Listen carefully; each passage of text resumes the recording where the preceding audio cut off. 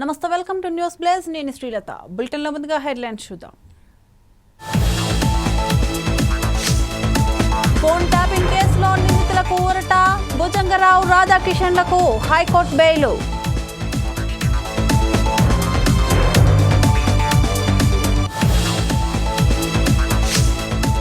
హైదరాబాద్ లో బీజేపీ కార్పొరేటర్ల వినూత్న నిరసన, జీహెచ్ఎంసీలో నిధులు కేటాయించడం లేదని భిక్షాటన.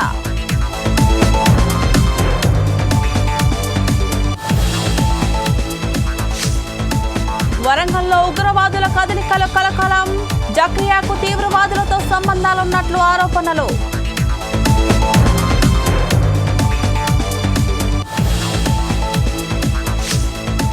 అమెరికాలో ఘోర విమాన ప్రమాదం, పోలీస్ హెలికాప్టర్ను ఢీకొన్న ఫ్లైట్.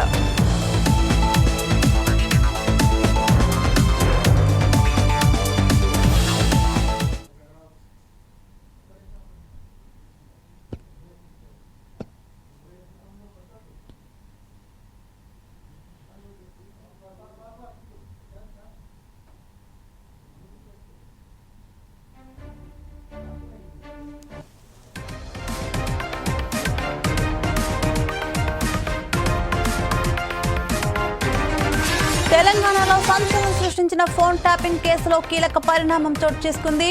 ఈ కేసులో పోలీసులు పలువురు అధికారులను అరెస్టు చేసి దర్యాప్తు చేస్తున్నారు. మరోవైపు ఉన్న మాజీ అదనపు ఎస్పీ భుజంగరావు, మాజీ డీసీపీ రాధాకిషన్ కు హైకోర్టులో ఊరట లభించింది. ఫోన్ ట్యాపింగ్ కేసుపై విచారణ జరిపిన న్యాయస్థానం వారికి బెయిల్ మంజూరైంది.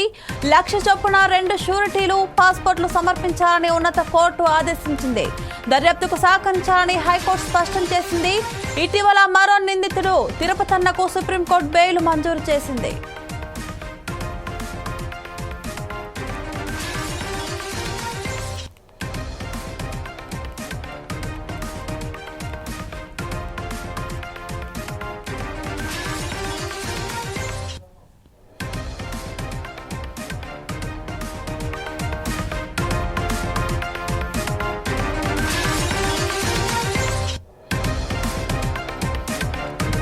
తెలంగాణలో సంచలనం సృష్టించిన ఫోన్ ట్యాపింగ్ కేసులో కీలక పరిణామం చోటు చేసుకుంది.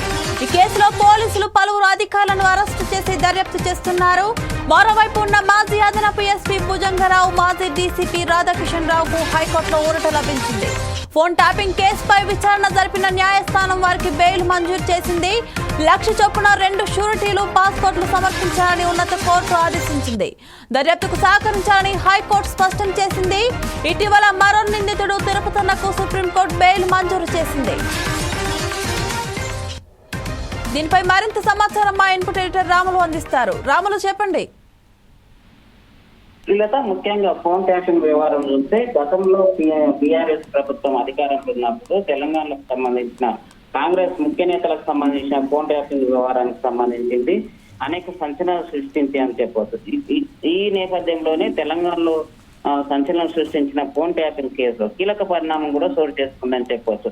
ఈ కేసులో ముఖ్యంగా పోలీసులకు సంబంధించిన పలువురు అధికారులను కూడా అరెస్ట్ చేసి దర్యాప్తు కూడా చేయడం జరిగింది. దీనిలో కొందరు పోలీసులను అరెస్ట్ చేయడం జరిగింది, అట్లాగే జైలుకు కూడా వెళ్ళడం జరిగింది. మరొక పోలీసు ఆఫీసర్ కూడా ఇతర దేశాలకు కూడా వెళ్ళిపోవడం జరిగింది. మొత్తానికైతే ఫోన్ ట్యాపింగ్ విషయంలో మరోవైపు ఉన్నత మాజీ డీజీపీ అదనపు ఎస్పీ భుజంగరావు, మాజీ డీసీపీ రాధాకిషన్ రావులకు సంబంధించి హైకోర్టులో ఊరట లభించిందని చెప్పొచ్చు. ఫోన్ ట్యాపింగ్ విషయంలోనే కేసులో విచారణ జరిపిన న్యాయస్థానం వారికి బెయిల్ కూడా మంజూరు చేయడం జరిగింది. ఎట్లా అంటే 1,00,000 చొప్పున షూరిటీలు ఇవ్వడం జరిగింది. అట్లాగే పాస్పోర్ట్లకు సంబంధించింది కూడా సమర్పించాలని ఉన్నత న్యాయస్థానం ఆదేశించడం జరిగింది. ఈ నేపథ్యంలోనే ఇంకొక షరతు కూడా పెట్టడం జరిగింది. దర్యాప్తుకు అన్ని విధాలా సహకరించాలని కోర్టు ఎవరైతే వీళ్ళు ఉన్నారో రాధాకిషన్ రావు గాని భుజంగరావు గాని కోర్టు సూచించడం జరిగింది. అట్లాగే ఇటీవల మరో నిందితుడు తిరుపతన్న కూడా సుప్రీంకోర్టులో బెయిల్ మంజూరు చేయడం జరిగింది అని చెప్పొచ్చు. ఏదేమైనప్పటికీ ఫోన్ ట్యాపింగ్ లో ఉన్న ఎవరైతే నిందితులు ఉన్నారో ఈ పోలీస్ ఆఫీసర్లు వీళ్ళందరికీ ఒకరి తర్వాత ఒకరు బయటికి రావడం జరుగుతుంది. మొత్తానికైతే ఫోన్ ట్యాపింగ్ కేసులో నిందితులకు ఒక విధంగా చెప్పుకోవచ్చు ఊరట లభించిందని చెప్పవచ్చు ఈ Srilatha. Okay, thank you Ramulu.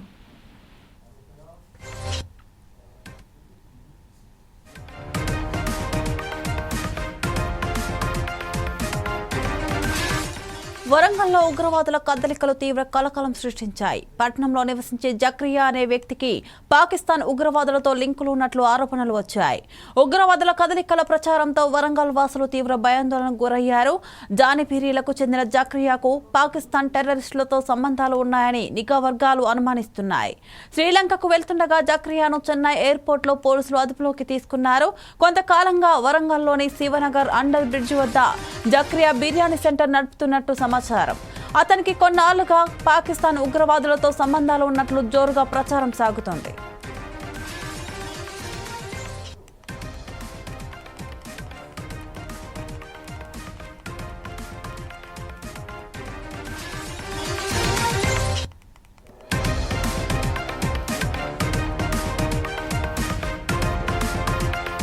వరంగల్లో ఉగ్రవాదుల కదలికల తీవ్ర కలకలం సృష్టించాయి. పట్టణంలో నివసించే జక్రియా అనే వ్యక్తికి పాకిస్తాన్ ఉగ్రవాదులతో లింకులు ఉన్నట్లు ఆరోపణలు వచ్చాయి.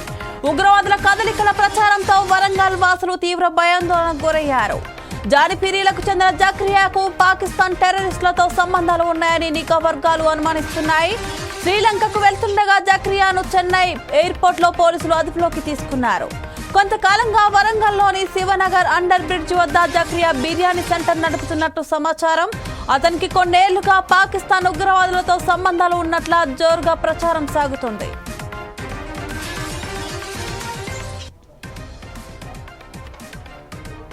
దీనిపై మరింత సమాచారం మా ప్రతినిధి సుధాకర్ అందిస్తారు. సుధాకర్, చెప్పండి. వరంగల్ జిల్లాలో ఉగ్రవాదుల సమాచారం తెలియత మాత్రం ఉమ్మడి వరంగల్ జిల్లా మాత్రం ఒక్కసారిగా ఉలిక్కిపడాలనుకోవచ్చు. వరంగల్ జిల్లాకు చెందిన వ్యక్తిని ఈ నెల 25న మాత్రము చెన్నై పోలీసులు ఎయిర్పోర్ట్ లో అరెస్ట్ చేయడం జరిగింది.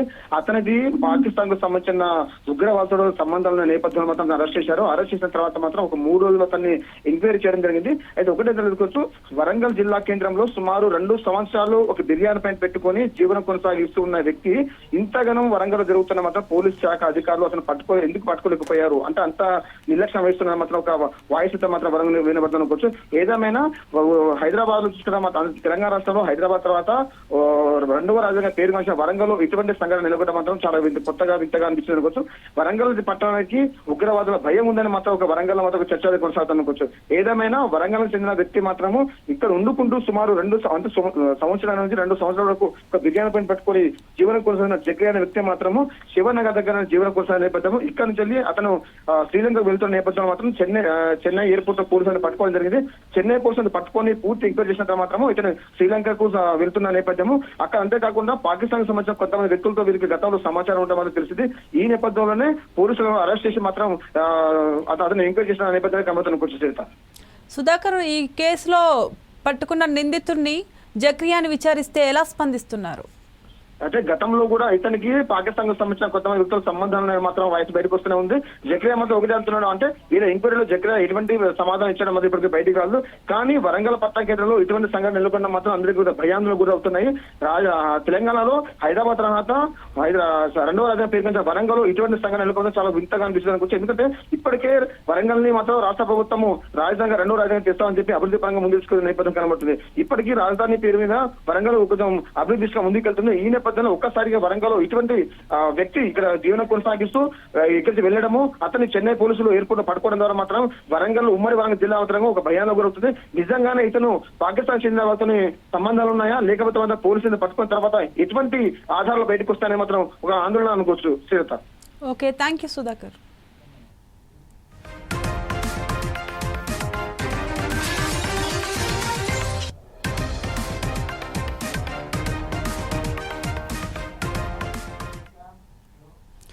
జీహెచ్ఎంసీ కార్యాలయం ముందు బీజేపీ కార్పొరేటర్లు వినూత్న నిరసన చేపట్టారు. హైదరాబాద్ నగర అభివృద్ధికి నిధులు విడుదల చేయడం లేదని ఆరోపిస్తూ భిక్షాటన చేశారు పోలీసులు. బీజేపీ కార్పొరేటర్లను వారించే ప్రయత్నం చేశారు. ఈ క్రమంలో పోలీసులకు బీజేపీ కార్పొరేటర్లకు మధ్య వాగ్వాదం జరిగింది. దీంతో అక్కడ పరిస్థితి ఉద్రిక్తంగా మారింది.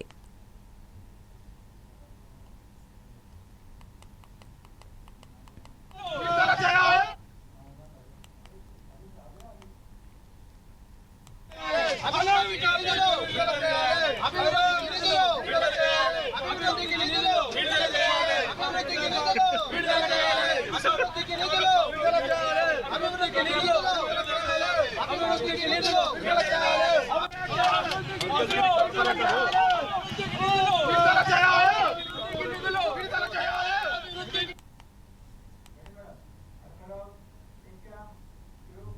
అమెరికాలో ఘోర విమాన ప్రమాదం జరిగింది. అమెరికన్ ఎయిర్లైన్స్ కు చెందిన విమానం ఓ హెలికాప్టర్ను ఢీకొట్టింది. వాషింగ్టన్ డీసీలో రొనాల్డ్ రీగన్ నేషన్ ఎయిర్పోర్టుకు సమీపంలో ఈ ప్రమాదం జరిగింది. విమానం హెలికాప్టర్ ఢీకొనడంతో ఈ రెండు పోటోమాక్ నదిలో పడిపోయాయి. వెంటనే అలర్ట్ అయిన అధికారులు సహాయక చర్యలు చేపట్టాయి. రెస్క్యూ టీం బోట్ల సహాయంతో గాలిస్తున్నారు. CRJ 700 లోకల్ జెట్ రన్వే మీదుగా వస్తుండగా హెలికాప్టర్ను ఢీకొట్టింది. ప్రమాద సమయంలో విమానంలో 60 మంది ఉన్నట్లు సమాచారం. ఈ విషయాన్ని ఫెడరల్ ఏవియేషన్ అడ్మినిస్ట్రేటివ్ అధికారికంగా ధృవీకరించింది. ప్రమాద నేపథ్యంలో విమానాశ్రయంలో టేకాఫ్ ల్యాండింగ్లను నిలిపివేశారు. పోటోమాక్ నదిలో విమానం ప్రయాణికుల కోసం సెర్చ్ అండ్ రెస్క్యూ ఆపరేషన్ జరుగుతుందని మెట్రోపాలిటన్ పోలీస్ డిపార్ట్మెంట్ తెలిపింది.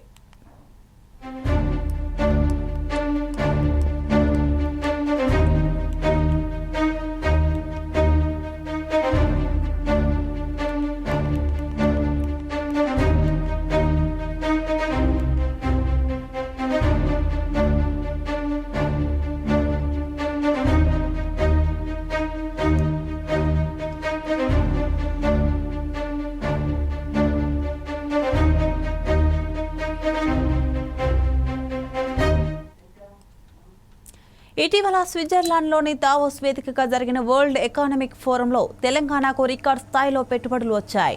సీఎం రేవంత్ రెడ్డి, మంత్రి శ్రీధర్బాబు నేతృత్వంలో తెలంగాణ రైజింగ్ టీం చరిత్రలో ఎన్నడూ లేని విధంగా పెట్టుబడులను సాధించింది. 4 రోజుల పాటు జరిగిన దావోస్ ప్రపంచ ఆర్థిక సదస్సులో మొత్తం 16 కంపెనీలతో ఒప్పందాలు కుదుర్చుకుంది. 178,950 కోట్ల పెట్టుబడులను ఆకర్షించింది. దావోస్ పర్యటన వివరాలు, ప్రతిపక్షాల విమర్శల గురించి మంత్రి శ్రీధర్బాబుతో ఫేస్ టు ఫేస్.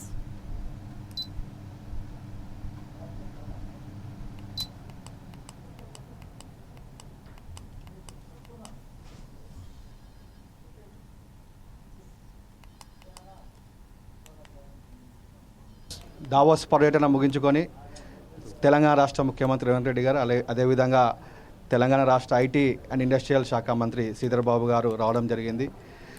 దావోస్ పర్యటనలో అత్యధిక పెట్టుబడులు తెలంగాణ రాష్ట్రం సాధించినందుకు శుభాకాంక్షలు సార్. ఇప్పుడు దావోస్ నుంచి ఏదైతే పెట్టుబడులు వచ్చాయో అవి ఎన్ని సంవత్సరాలలోపు మనకు గ్రౌండ్ అయ్యే అవకాశం ఉంది సార్? అవి ఇప్పుడు పరిశ్రమలు రావాలి, పెట్టుబడులు రావాలి, ఉపాధి కలిగియాలని ఒక ప్రధానమైన సారాంశం. మనకున్న పరిశ్రమలకు సంబంధించిన వాతావరణాన్ని చాలా సానుకూలంగా ఉండటం వలన పెద్ద ఎత్తున పెట్టుబడులను రావడానికి MOUs చేసుకున్నాం. కొన్ని సందర్భాల్లో కొన్ని పరిశ్రమలు సర్వీస్ సెక్టర్కి సంబంధించి ఇమ్మీడియట్గా రావడానికి ఆస్కారం ఉంటుంది. పరిశ్రమలు ఏర్పాటు చేసుకొని 2 సంవత్సరాలు, 3 సంవత్సరాలు, 5 సంవత్సరాలు, 7 సంవత్సరాల వరకు కూడా ఇవన్నిటిని కూడా గ్రౌండ్ చేయడానికి ఆస్కారం ఉన్న పరిశ్రమలు కూడా ఉన్నాయి. కొన్ని పరిశ్రమలు తొందరగా వచ్చే అవకాశం ఉంటుంది, కొన్ని పరిశ్రమలు కొద్దిగా సమయం తీసుకుంటుంది. కానీ పెట్టుబడులు రావడానికి, ఒక మంచి వాతావరణం కలిగించడానికి, మనకున్న వాతావరణాన్ని ఉపయోగించుకొని ఉపాధి కలిగించడానికి ఒక ప్రయత్నం జరుగుతూ ఉంది. దానికి సానుకూలంగా కూడా పారిశ్రామికవేత్తలు కూడా ముందుకు రావడం అనేది చాలా విశేషం సార్. ఇప్పుడు దావోస్ పర్యటన లోపల ఏదైతే భారతదేశం రాష్ట్రాలు పోయాయో 2వ స్థానంలో తెలంగాణ రాష్ట్రం ఉంది, 1వ స్థానంలో మహారాష్ట్ర ఉంది.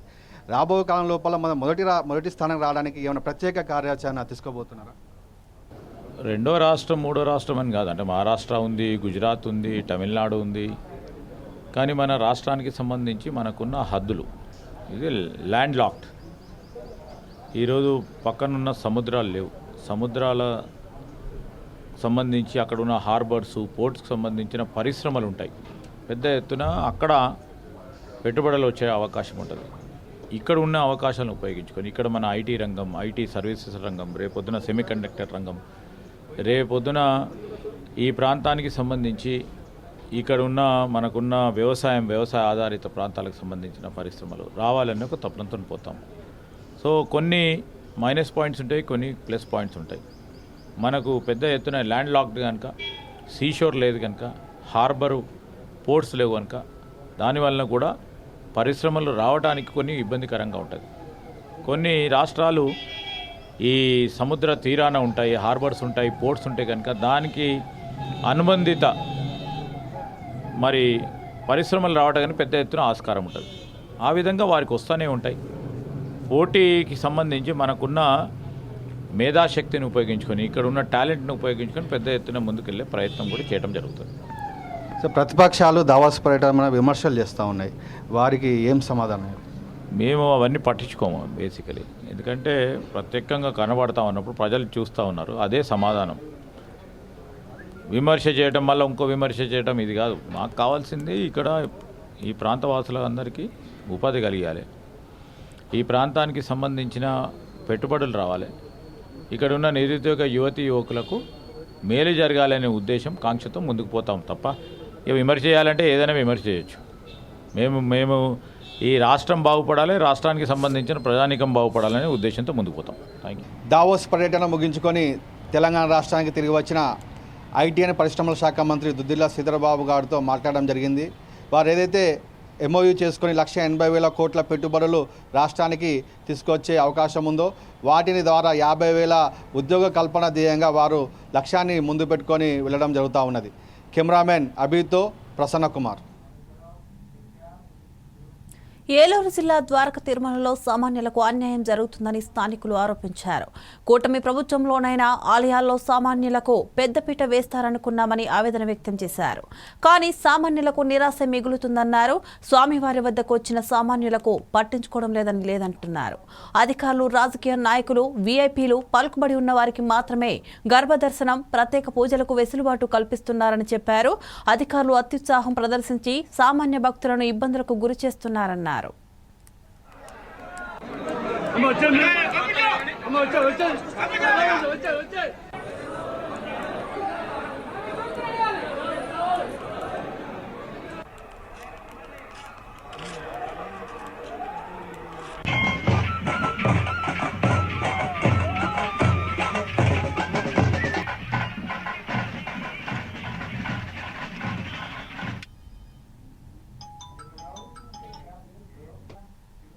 అనకాపల్లిలో కన్యకా పరమేశ్వరి శత జయంతి వేడుకలు జరగనున్నాయి. పట్టణంలో ఫిబ్రవరి 4వ తేదీ నుంచి 8వ తేదీ వరకు అమ్మవారి శత జయంతి వేడుకలు ఘనంగా నిర్వహిస్తున్నట్లు ఆలయ కమిటీ సభ్యులు తెలిపారు. ఎన్నో ఏళ్లుగా ఉత్సవాలు నిర్వహిస్తున్నట్లు చెప్పారు. ఉత్సవాల్లో భాగంగా అమ్మవారికి ప్రత్యేక పూజలు, చండీ యాగం, వివిధ కార్యక్రమాలు నిర్వహిస్తున్నట్లు వెల్లడించారు.